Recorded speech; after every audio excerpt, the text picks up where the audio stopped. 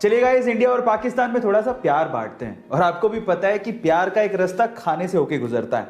तो चलो इसी से रिलेटेड मैं आपको इंडिया और पाकिस्तान के कुछ इंटरेस्टिंग फैक्ट्स बताता हूं। नंबर 1, क्या आपको पता है कि इंडिया की नेशनल मिठाई यानी कि स्वीट कौन सी है?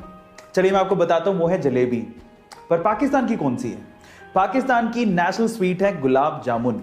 दूसरा सवाल, क्या आपको पता है कि इंडिया का नेशनल खाना कौन सा है? मैं आपको बताऊं, वो है खिचड़ी। पाकिस्तान का कौन सा है? पाकिस्तान का नेशनल खाना है निहारी। पर मजे की बात यह है कि इंडिया और पाकिस्तान दोनों का नेशनल फ्रूट एक ही है और वो है मैंगो। गाइस, ये इंटरेस्टिंग फैक्ट जान के आपको कैसा लगा चैट सेक्शन में जरूर लिखिएगा। आजकल ऑनलाइन का जमाना है और आजकल लोग ऑनलाइन के थ्रू पेमेंट्स भी कर रहे हैं। कितनी अच्छी बात है। आपने भी कभी ना कभी किसी दुकानदार या मर्चेंट के क्यूआर कोड को स्कैन करके उसे ऑनलाइन पेमेंट जरूर किया होगा। पर मेरा सवाल यह है कि क्यूआर कोड में क्यूआर का मतलब क्या होता है? क्या आप जानते हैं? चलिए मैं आपको बताता हूं। इसका मतलब इसके काम में ही छिपा है। मान लीजिए कि क्यूआर कोड होता ही नहीं, तो आप पेमेंट कैसे करते हैं? आप उसका मोबाइल नंबर लेते या अकाउंट नंबर लेते, फिर उसे एंटर करते, वेरीफाई करते, फिर पेमेंट करते। आजकल सिंपल हो गया है। आप सीधे क्या करते हो? क्यूआर कोड को स्कैन करते हो और पेमेंट कर देते हो। इसका मतलब आप पेमेंट को क्विकली रिस्पॉन्ड कर रहे हो। इसका मतलब यही होता है क्यूआर यानी कि क्विक रिस्पॉन्स।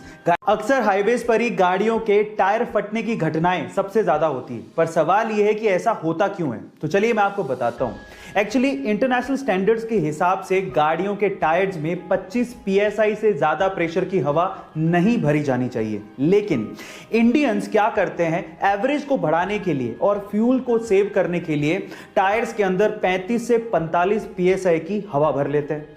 अब जब हाईवे पर वो गाड़ी दौड़ाते हैं तो टायर्स इतने गर्म हो जाते हैं कि अंदर की जो हवा है वो फैलने लगती है और फैलने से इतना ज्यादा प्रेशर बन जाता है कि टायर बर्स्ट हो जाता है, टायर फट जाता है। इसीलिए अपने गाड़ियों के टायर्स में 25 psi से ज्यादा की हवा ना भरें।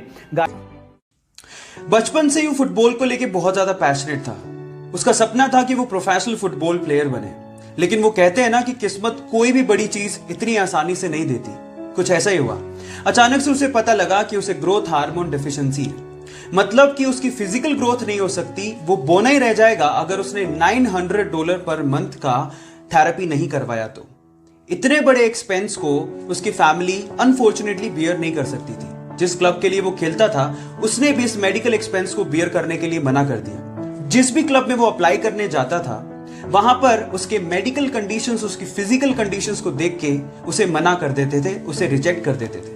बट इतने सारे रिजेक्शन के बाद भी उसने फुटबॉल के लिए अपने पैशन को कम नहीं होने दिया। फाइनली किस्मत के दरवाजे खुले और एक बहुत बड़े football club, Barcelona football club ने उसे इनवाइट किया और कहा कि अगर वो उसके टेस्ट सेशन को पास कर लेता है तो उसके मेडिकल एक्सपेंसेस को वो क्लब बियर करेगा। जब पहली बार वो टेस्ट सेशन के लिए ग्राउंड पे उतरा तो बहुत सारे फुटबॉल प्लेयर उसके बोने कद को देख के हैरान रह गए। लेकिन जब उसने परफॉर्म किया तो सब एक ही बात बोल रहे थे कि ये लड़का फुटबॉल खेलने के लिए पैदा हुआ है। बस फिर क्या था, बार्सिलोना क्लब ने उसे जिंदगी का पहला कॉन्ट्रैक्ट दिया। उसके बाद उसने जिंदगी में पीछे मुड़ के नहीं देखा। वो वर्ल्ड का मोस्ट वैल्यूएबल फुटबॉल प्लेयर बना। इसके अलावा वो हाईएस्ट पेड फुटबॉल प्लेयर भी बना। उसका नाम है लियोनेल मेसी। गाइज, एक बार किसी रिपोर्टर ने उससे पूछा कि उसकी ओवरनाइट सक्सेस का राज क्या है, तो उसका जवाब आप लोगों को सुनना चाहिए। उसने कहा कि इस ओवरनाइट सक्सेस के पीछे 17 साल 114 दिन की कड़ी मेहनत है। उसके बाद वो यहां तक पहुंचा। सो गाइज, इसीलिए कहते हैं कि सक्सेस ओवरनाइट नहीं मिलती। उसके लिए आपको कड़ी मेहनत, बहुत ज्यादा हार्ड वर्क, पैशन के साथ करना पड़ता है, पेशेंस रखने पड़ते हैं। और अगर आप में वो पेशेंस हैं तो आप भी रिकॉर्ड तोड़ ही दोगे। So guys, stay motivated, focus कीजिए।